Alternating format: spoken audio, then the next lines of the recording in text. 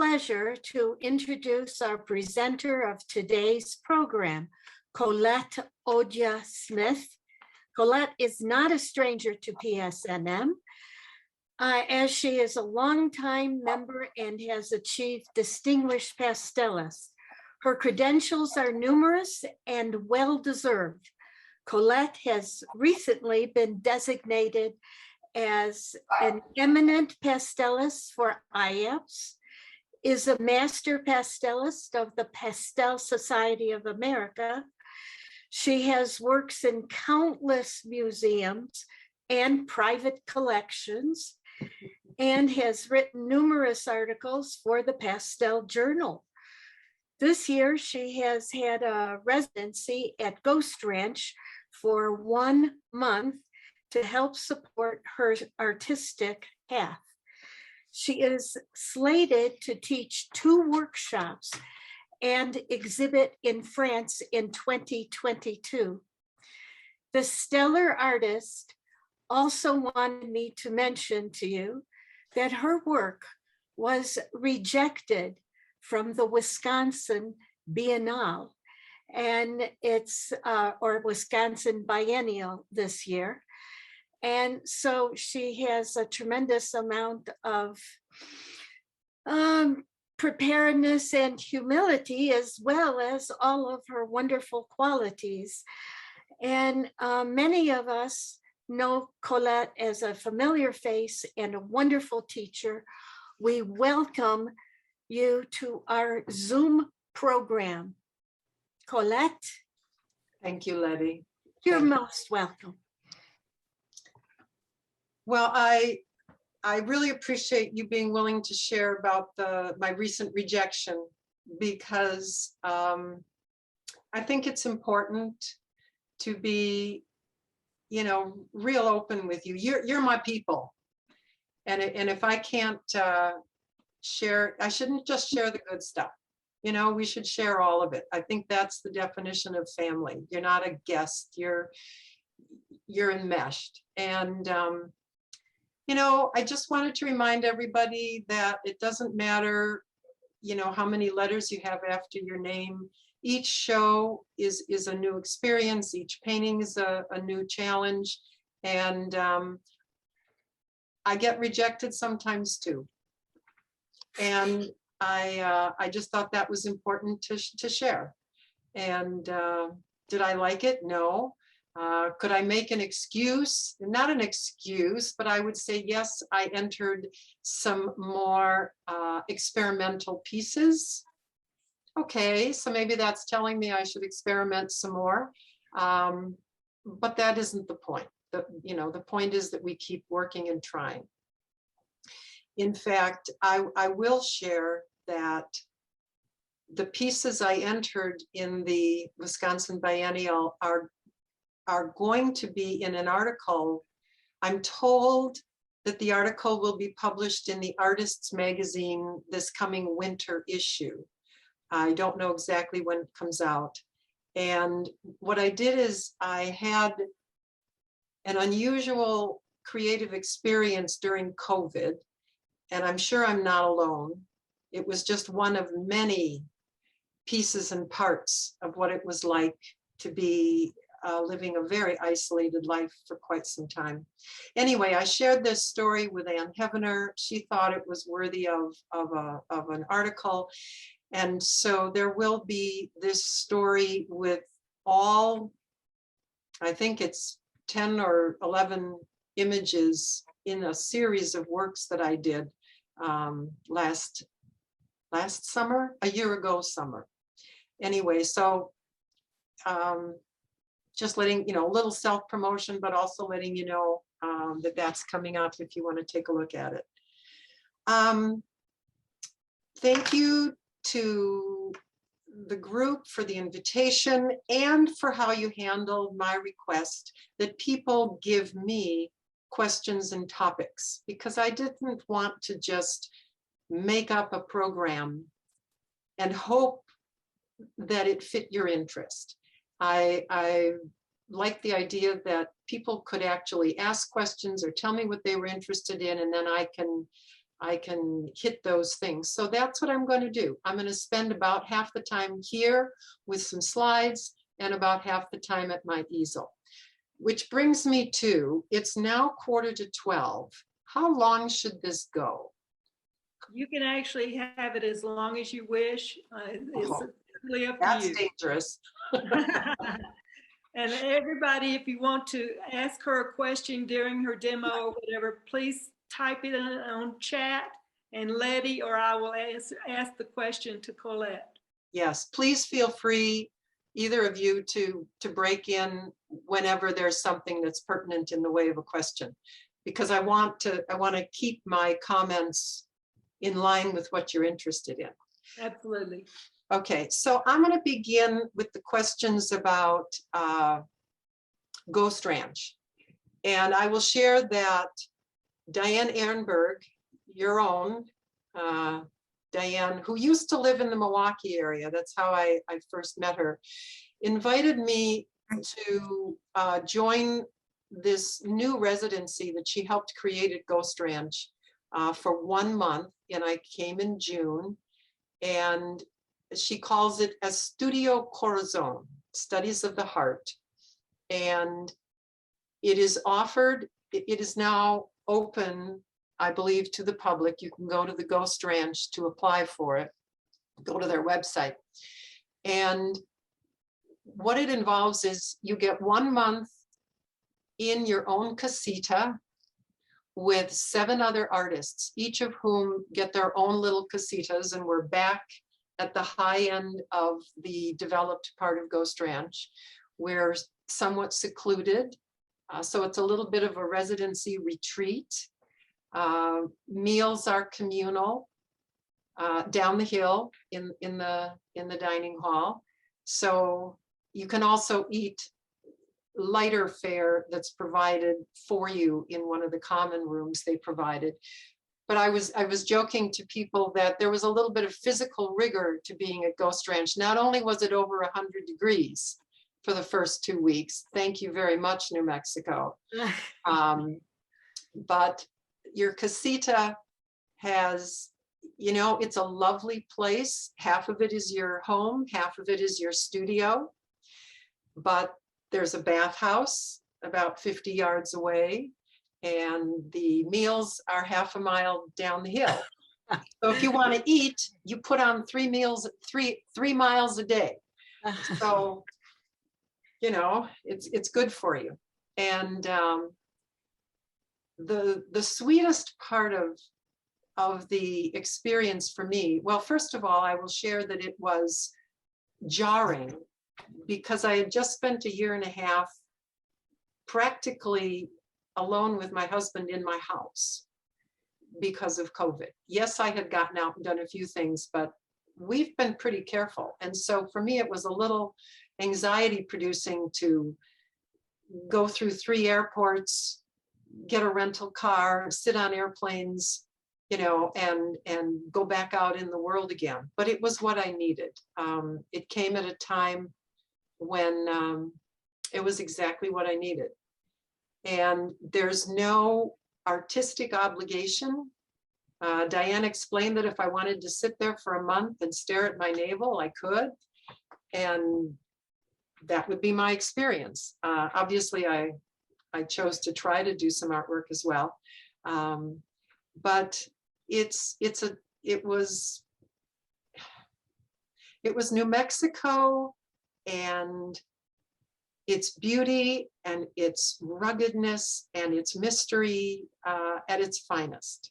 So thank you very much, my New Mexico friends, for opening that door to me. Now, apparently I can screen share, is that right? Yes, I'll put it on share screen right now. Okay, I'm going to it. Can you all see that? Colette Smith has started screen sharing. Oh, yes. That's working.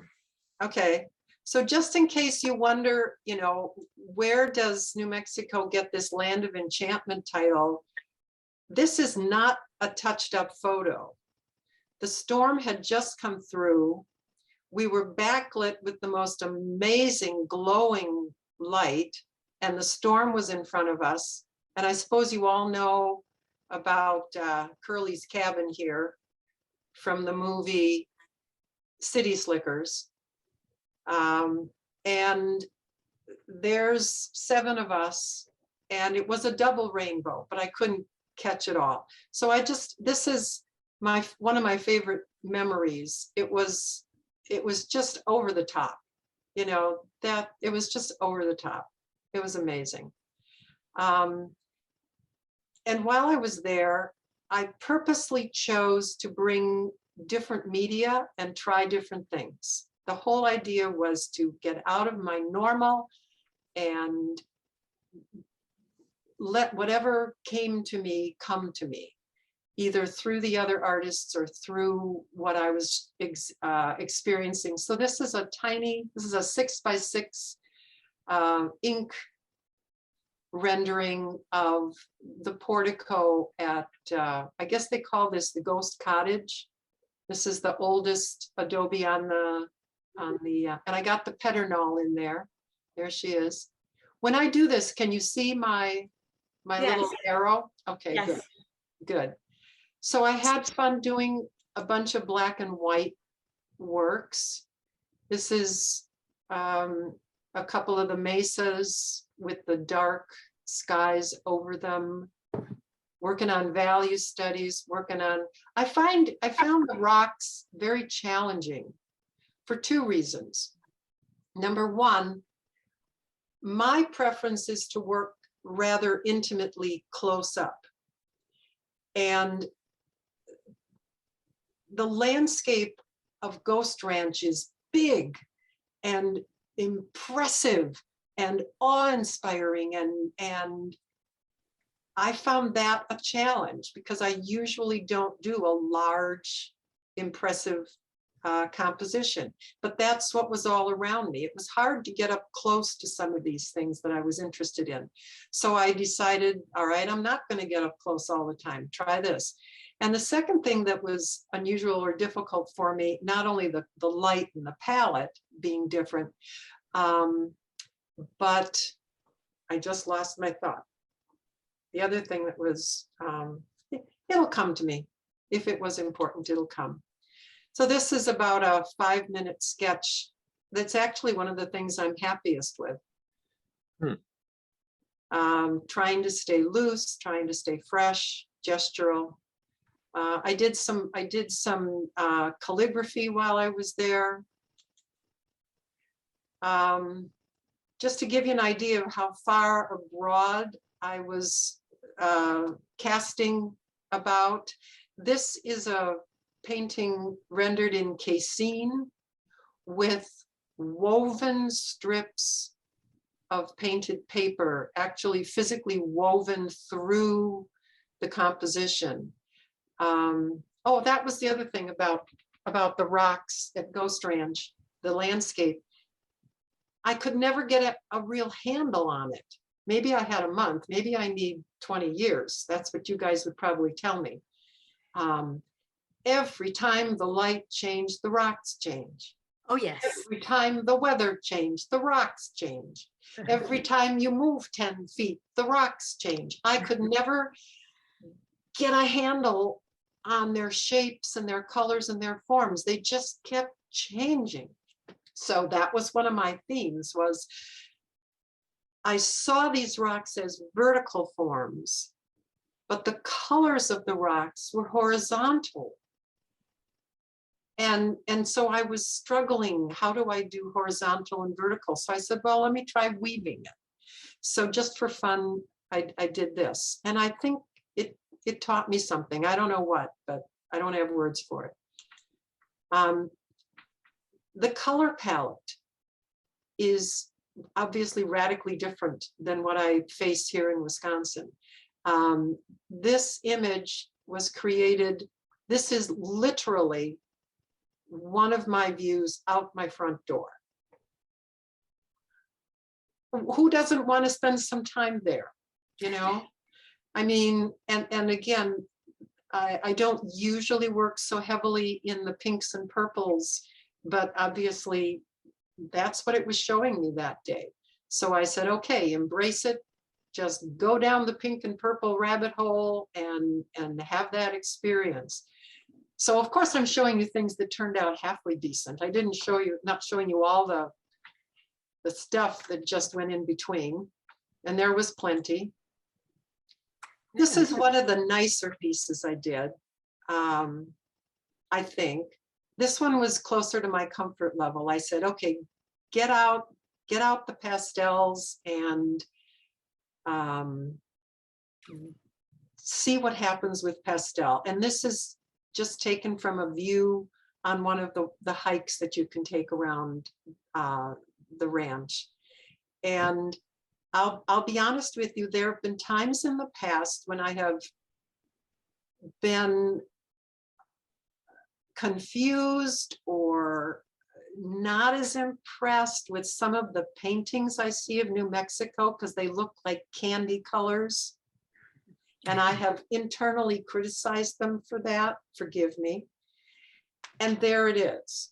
You know, I looked at this and said, well, Colette, shut your face. You don't know what you're talking about. That's the colors. That's what's there. So, you know, I had some more learning to do about what I was seeing other people paint. That Yes. is a lovely piece. Yeah, very Thank beautiful. you. I also discovered that while I thought doing these fan-shaped, you know, ridges was going to be simple, oh my gosh, it is not. I see Marilyn shaking her head. Each of these forms is very different and specific. And if I just did it like a fan, you know, simplified, it looked stupid. So I really had to labor over my observation skills. So yeah, it was quite a learning experience. These next two are actually two of my favorite pieces that came out. They're both 12 by 12 casein paintings. And if you look down at the bottom, this is a touch of the calligraphy I was working on. It's the kanji symbol for mountain. And I'd been looking at a book. Oh, one of the lovely things that they provide as part of our experience there's a common room with food in the fridge and granola and snack bars and things for you, and a dining table we could join together at. But there was also a library. There was a wall of art books. Oh, so trying to think of the guy's name, the book I pulled out.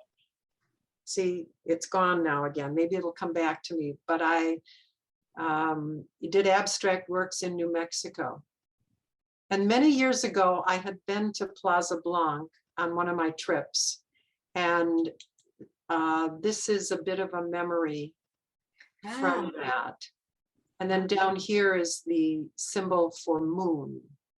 Because I was there with a friend and we stayed long enough that we saw moonrise over Plaza Blanc.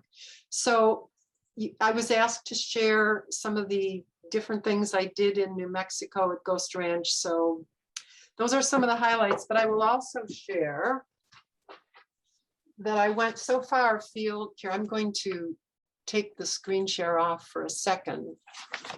I also ran around molding paper against the rocks when I could get close to them. And I don't know what will come of these, but there's another question I was asked about using white in my paintings that I'm going to spend some time on.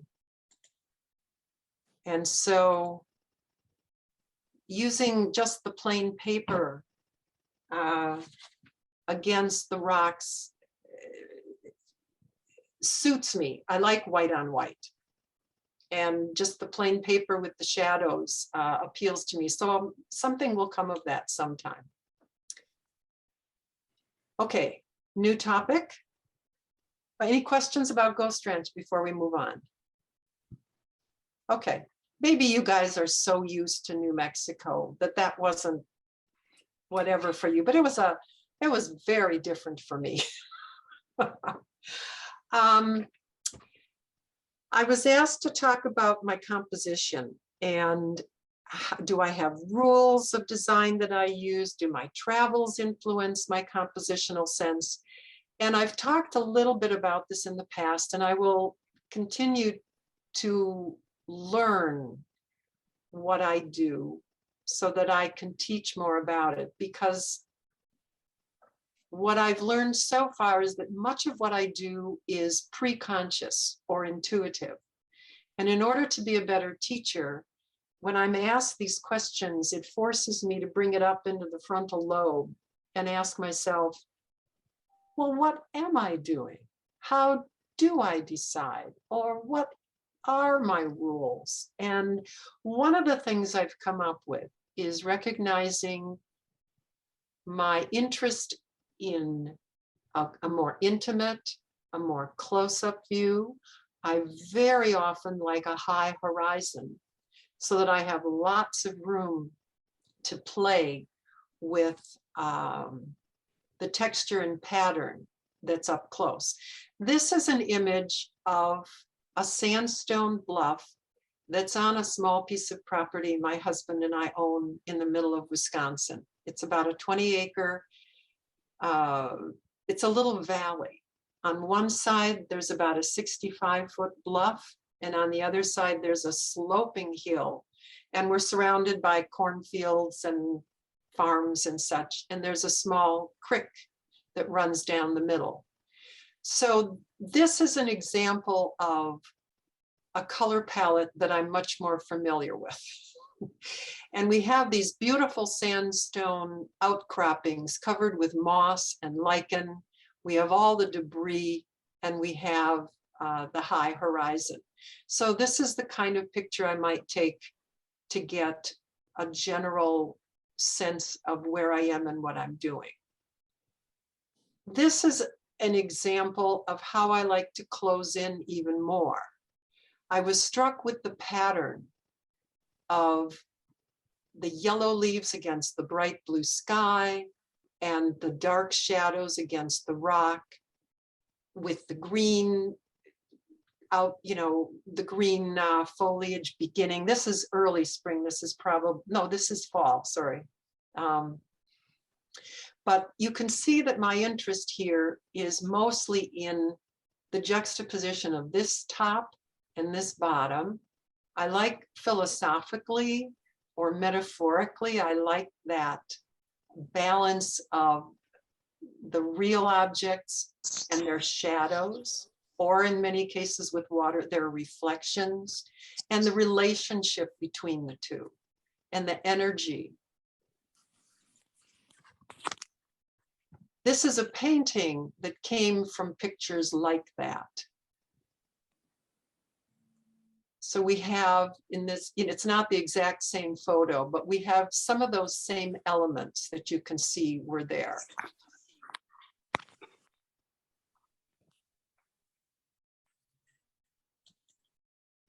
I'm going to stay with that same location to show you one of the things I've also discovered I do is I take as many, particularly since we have digital now, and there's no expense involved with it.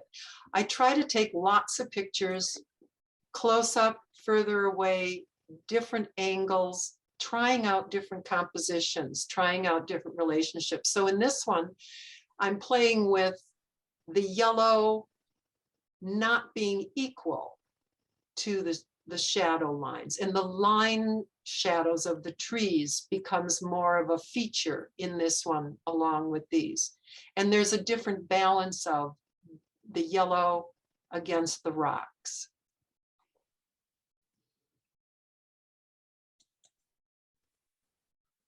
And here's where I really like to live. Can you see where this comes from? Yeah, very close up. Yeah, it's like right down here, Uh-huh. right down in this area down here. Shadows of people- the yeah. rocks. Right. People say, oh, your work is so abstract. And I go, no, it really isn't. I just like to focus on the structure, on the pattern, on the composition of it. And I've also discovered not only do I like high horizons, I like areas where you can't tell what you're looking at. I like to purposely take away some of the references. You know, in that first picture, you knew what you were looking at.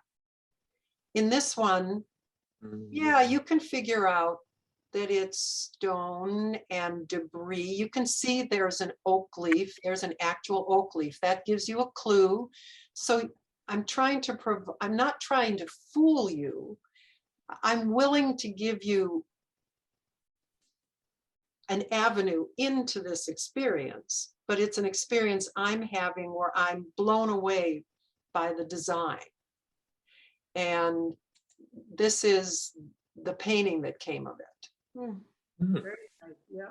And you can see where I take some liberties with, you know, pushing the color a little because the camera doesn't capture it very well.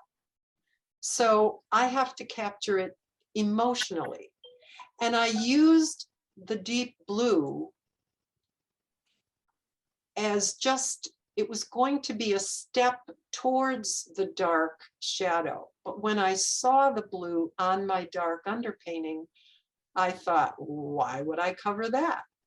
You know, that's shadow lines, that's exciting. It's a good color contrast. So do these steps kind of explain a little more of Yes. how that happens? Here's another one. This is what happens down in this lower left corner when the surface of the sandstone erodes and a piece just shears off. So anywhere along this dull olivey green, when the roots and the plants work their magic, you will then have the raw sandstone exposed. So you get this really beautiful, warm, almost New Mexico color, almost the red rocks. It's our version of red rocks. And so I made a companion piece to the other one. How large is this? These are small works. These are 10 by 10 inches.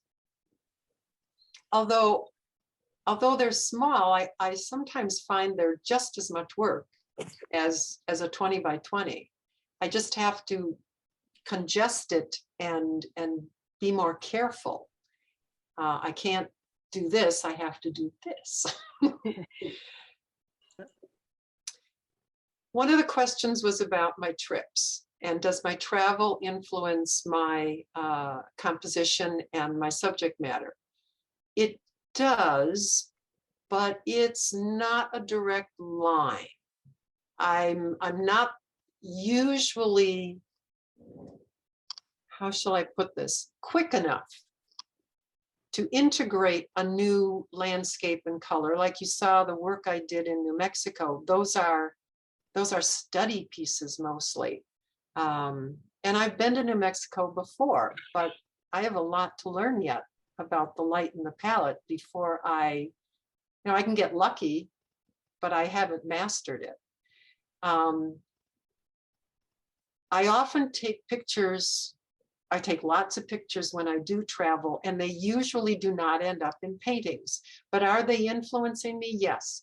So what I've done is I've pulled out some examples where I have done paintings from, and these pictures are from Peru. So these are Inca ruins. And I was very taken with this particular doorway ruin. So this is the original photo. And this is the painting. Now, the first original photo, I then pushed on Photoshop a little bit to increase the contrast and the blue aspect in the bottom. And you'll also notice that I did my thing where I take away a little bit of the context. So in the original photos, we can see the sky above the door in the ruins. And I purposely, in the painting, removed that and closed in to add to the idea of the drama of the light filtering through. I've learned that by... Hi, this is Joanne, Yes, hi, Joanne. and I need to order, let's see, 3 green chili cheeseburgers and fries. Oh, she's not talking to me. Yeah. Joanne, you need to mute yourself, hon. And 1 cheeseburger. That's okay. I thought everybody was muted. I could see that they were. Anyway, okay, we'll see if Thanks. you go ahead and continue talking. with your- Okay. So what I've also learned, because I've been asked to figure out what I'm doing, I've learned that I enjoy cropping certain of my forms so that I leave you a little bit wanting to know what else is going on, or I take away a little bit of the whole ordinariness of the story. So this is an example of doing that. And you can see I pushed the color. This is also from Peru. For those of you who've heard the story, forgive me. I will quickly tell the story. We were on the Amazon side of the mountains at a science station to have lunch in just a screened facility with pit toilets in the back. And there was a path to the pit toilets. And this is a picture of the path. I got very enamored of the path because it had these incredible designs and it was packed and had colors in it. The colors were much richer than this photo shows. And one of the other ladies went back to my husband and asked if I was okay. And he said, "Why are you asking?" He said, "Well, she's been out and back by the pit toilets pretty long. You know, maybe she's not feeling well." And he said, "Does she have her camera?" And she goes, "Yeah." He says, "She's fine." And he was right, you know. So I came back with about 30 or 40 photos of this path. Now, part of me wants to just paint the path, but at the same time, I don't want to tell the world all my secrets. I don't want to tell them that I'm painting a picture of dirt. I want them to think a little more about the forms and the shapes. So rather than painting the entire rectangle, I imposed this. Wow. I had these Lovely. 20-inch circles of handmade watercolor paper that I bought from an artist. And so I ripped them apart to create the shapes and glued them onto a board so that I was trying to elevate the dirt closer to what I was experiencing about the dirt. To me, the dirt was as beautiful as a map, as the whole earth. It was telling a story. I loved the patterns. I loved the roughness of it. But by exaggerating the colors, and some of these colors really were in the original photo more than they show up now, or in the experience. But by arbitrarily putting it in a circle and making it three-dimensional, because I'm actually using ripped paper on a surface, I tried to make more of it than just the original photo. And here's another example. This was another bit of the, I mean, you guys can see why this was so cool. I know you can. Yes. Gorgeous, very textural, very beautiful. Yeah. So yeah, I had to spend some time there, and this is the painting that came from that. Very Wow. nice. Yeah. So this is a series that's not like my usual work, and yet I feel it's right in there with, you know, all of what I do. So those are stories and examples of how travel ended up providing me with something very unusual that was very meaningful to me. This is a photo from Door County, Wisconsin. That's the little thumb of Wisconsin, this part up here. It sticks out into Green Bay and into Lake Michigan. And I teach there every summer at the Peninsula Art School. And this kind of rock formation is very common on the whole peninsula because it's part of what's called the Niagara Escarpment. And this type of rock formation goes under the whole North American continent, all the way from Lake Superior to Niagara. And here on that little peninsula, it's exposed in a lot of places. So here's the original photo. And here's my cropping and altering it just a little bit into a square. So there's another thing I discovered. I love painting squares. So why? I'm not sure. What does it give me though? I think it gives me lots more compositional options than the beautiful golden rectangles do. You know, there are certain rectangular proportions we've been taught. I'm not even going to go into all of it, but there are certain places in a rectangle that you kind of have to put your center of interest, unless you're just a genius and can get away with not doing that. But to me, those spots are kind of limited.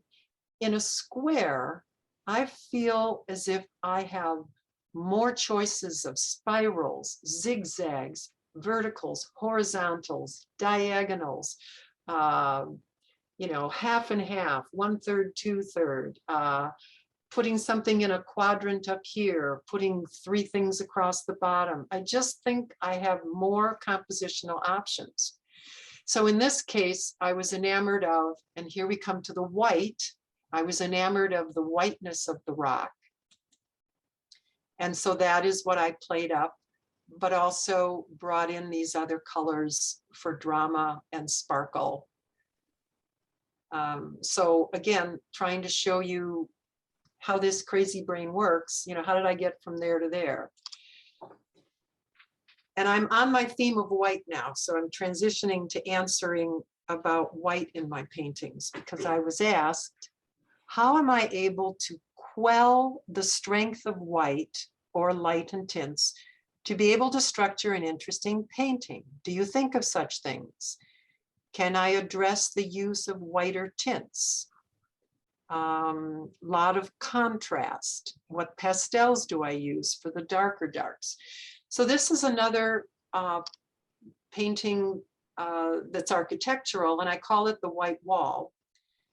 It's from a historic site in Wisconsin they call Old World Wisconsin, where they've recreated farms for people to see what life was like in early Wisconsin. I think it looks like it could be in New Mexico. Right. You know, with that beautiful plastered or whitewashed wall. And it's a painting I haven't exhibited much, but I really enjoy doing it and I really like it. I like just the abstract design of it, a little bit of the strength of the rectangles, the diagonals, then these curved ceiling shapes and the pots and stuff on the walls. And for me, it was a successful piece because I didn't get too fussy. I have a tendency to get very specific and very fussy. And I think I didn't in this one. This is another example of mostly white rocks and what I do with it. These come from New Hampshire. If you see Lynn Acelta's rocks, I can't paint like Lynn does.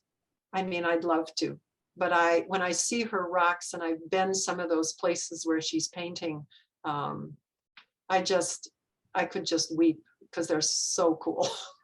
They're so wonderful. So this one I call my Archangel. It felt like wings, and it felt powerful, like a guardian, either allowing protection or preventing. I'm not sure which. But it shows what I try to do with white, which is make white as colorful and interesting as it is to my eyes. It's not all the same white. This is another painting that's not my usual. I did it from a photograph from China. I did it when I needed to do something very calming and meditative. So this is a Guanyin figure. She's the goddess figure of compassion who's listening to humankind. And this strange wall was actually based on what was left of the painting on that wall next to her. And I call this listening to the dreaming. But I'm including it today in the talk about the white, because technically I can tell you that this phthalo green is what's underpainted under most of it. So letting some of the phthalo green show, repainting very pale phthalo greens and umbers on top of it to model the shapes was how I worked to make the white interesting, because she was obviously all white, but she was old, so she had some staining, and then the way the light hits, of course. It's all about the way the light hits. Okay, there's one more picture, and I don't know why it isn't showing up. So I am going to, forgive me, I'm going to open it and then share the screen again. If that will work. If it'll work, of course. Betty wants to know if the Kuan Yin painting is a pastel. Yes, it is. That's Betty to teach. Yeah, it's pastel over watercolor. Uh-huh. Okay, I am going to now share screen again. Okay, come on, share screen. Because I wanted to share this one. There you go. This is an oil painting I did when I was in college. And it makes me realize that I don't care how far you go, you end up where you are. Absolutely. Look at all those colors of white that you've got in there. Yep, yep. And this is a 4x4 foot painting. Oh, wow. And it may be one of the best things I've ever done in my life. And I may have peaked at 20, I don't know. But it hangs in my dining room because it's too big to store anywhere. And my father had started life in construction and masonry. And when he first saw it, he said he kept wanting to bring out his trowel and fix it. I said, no, Dad, you can't fix it, sorry. That's how it is. But the reason I wanted to share it with you is my interest in white, or my interest in white on white or subtleties, I guess has always been with me. So I feel like I've gone on a long time, but what I'm going to do is transition to my demo.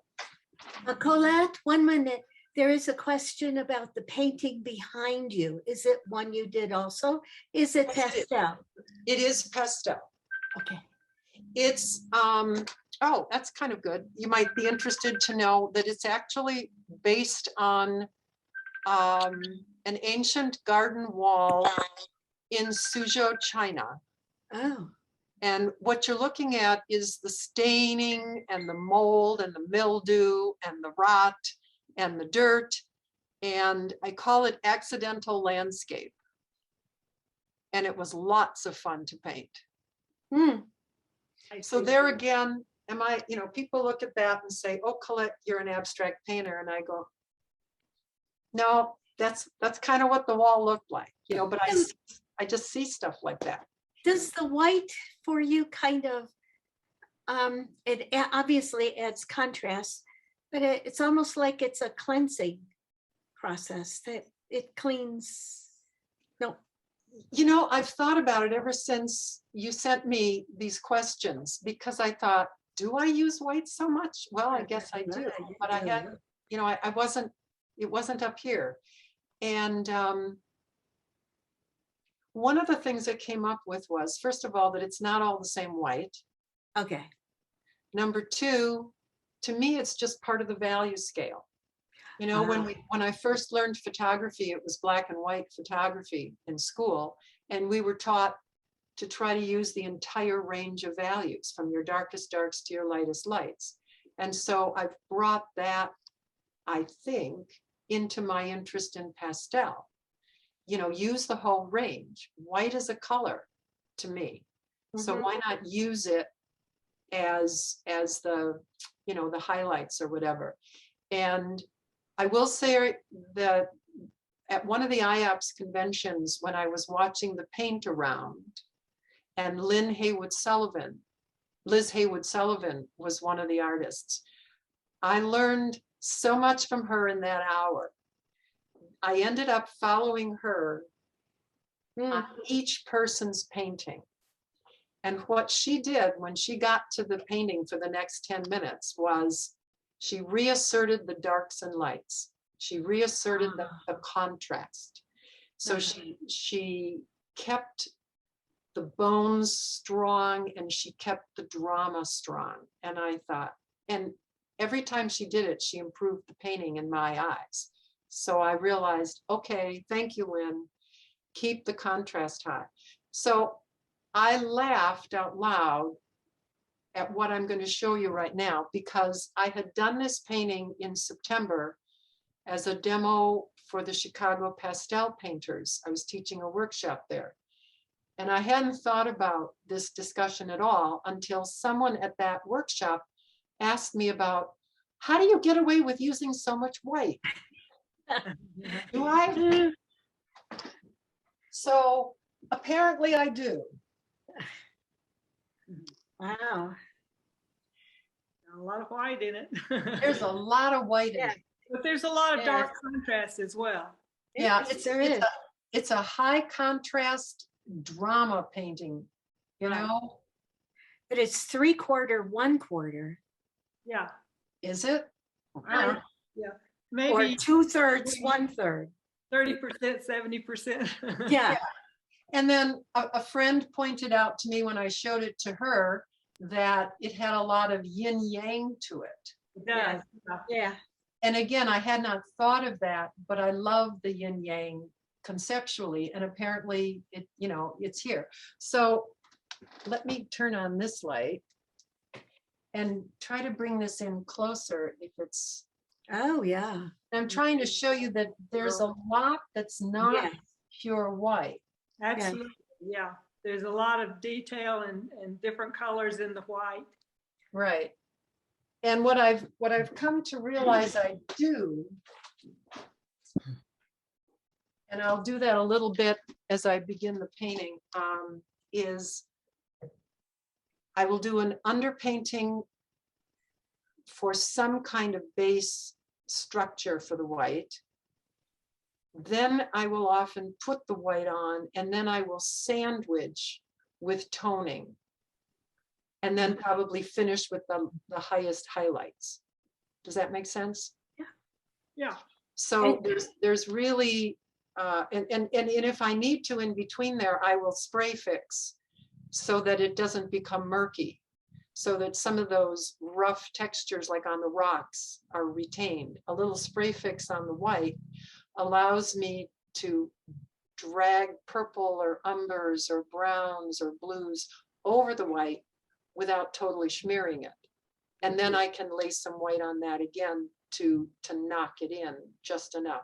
So it's a game of how blended or how sitting on top of each other the different lights are in the white. Type of spray fix, please? It's the Sennelier brand, I believe. I can look at it when I go over there. So if you will allow me, I will take about 2 minutes. You guys can take a break or whatever. I'm going to set up on the laptop at the easel. Okay? Okay, yes.